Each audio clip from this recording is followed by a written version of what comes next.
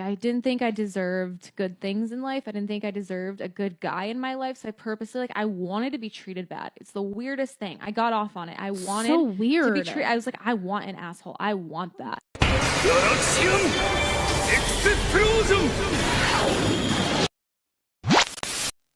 Good men finish last. I'm gonna say it again. Good men finish last. And I'm gonna tell you why.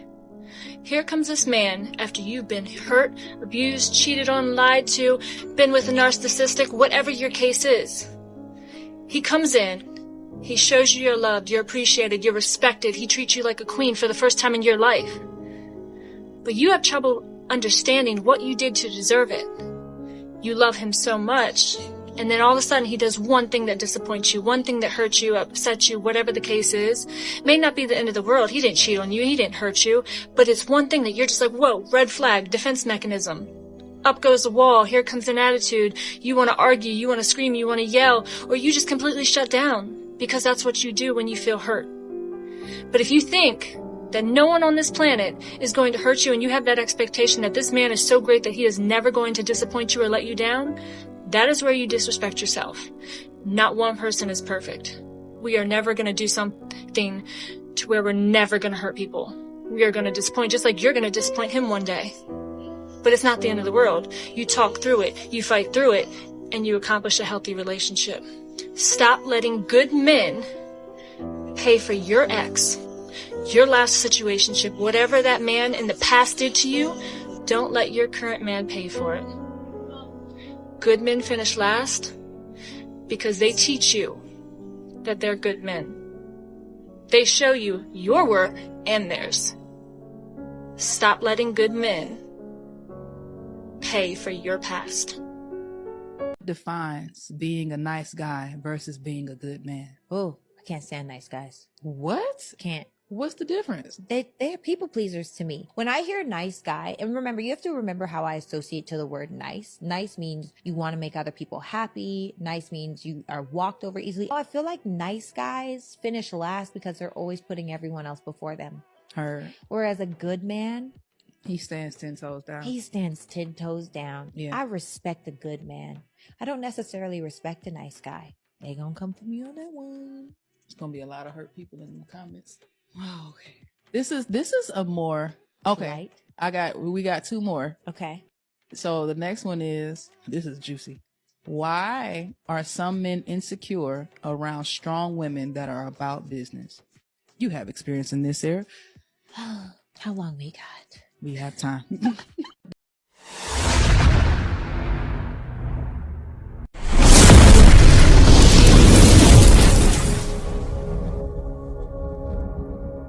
I swear I do not understand dating anymore. These are the dozen of red roses that my date I went out with the other night for the second time picked me up and brought me. He proceeded to talk about all of our future dates, making plans with me. He invited me on a ski trip to Mammoth this weekend. It was a little bit love bombing behavior, so I was like pretty quiet and like not really engaging with it, but not necessarily like shutting it down or saying I'm not interested.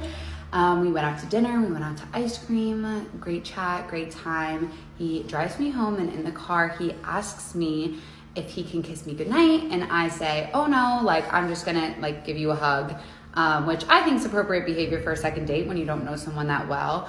And the boy ghosts me. I have not heard from him since the date, and so these roses now mock me in my apartment. They are very pretty, but what the hell? So last night I ended things with a guy that in one of my previous videos I had referred to as the most intentional man I've ever spoken to. It really does suck because he truly is amazing, has a lot of the things I'm looking for in a person, but we hung out like 6 or 7 times and I just wasn't feeling it. And it's just really a shame because he really is a great guy and I wish that I could just make myself have feelings, but I just can't.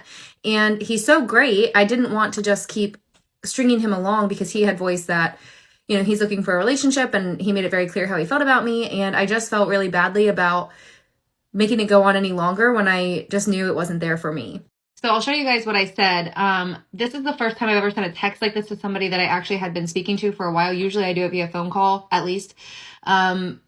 But I had told him, I asked him if we could talk later, and he just really wanted me to tell him now. So I sent him a text, and I just said, I'm not even sure what to say. I just think I need to let you go. You're seriously amazing and one of, if not the most intentional guy I've ever talked to. You truly deserve someone great. I just don't think that person is me. I'm really sorry.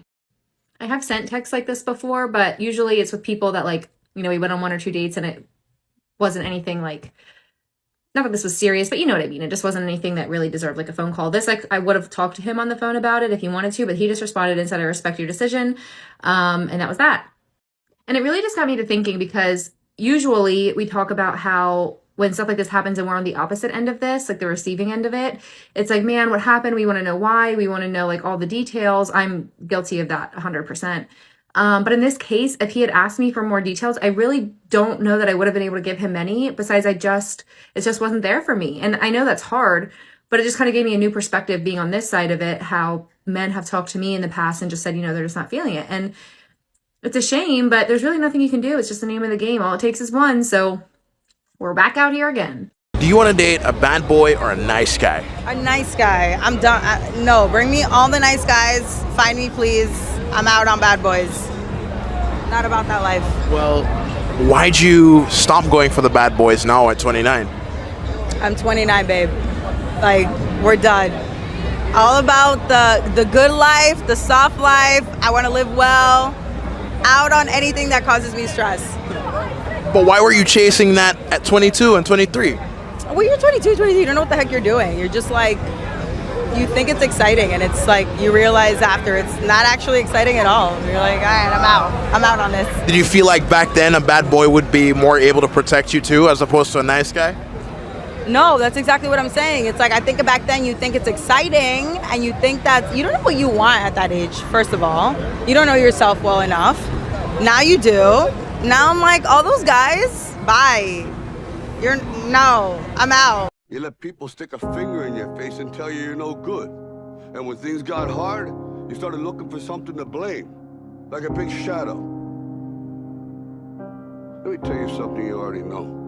The world ain't all sunshine and rainbows. It's a very mean and nasty place, and I don't care how tough you are, it will beat you to your knees and keep you there permanently if you let it. You, me, or nobody is gonna hit as hard as life. But it ain't about how hard you hit. It's about how hard you can get hit and keep moving forward. How much you can take and keep moving forward. That's how winning is done. Now, if you know what you're worth, now go out and get what you're worth. But you gotta be willing to take the hits and not pointing fingers saying you ain't where you wanna be because of him or her or anybody. Cowards do that, and that ain't you. You're better than that.